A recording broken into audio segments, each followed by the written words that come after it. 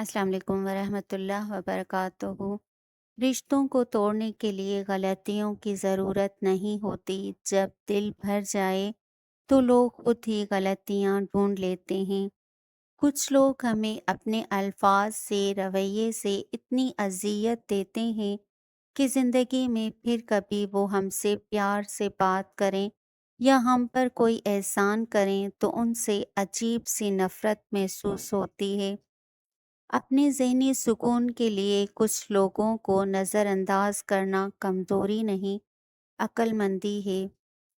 رشتے تو ہمیں اسی روز مل جاتے ہیں جس دن ہم اس دنیا میں آتے ہیں، لیکن ان رشتوں سے محبت تب ملتی ہے جس دن ہم اس دنیا سے چلے جاتے ہیں۔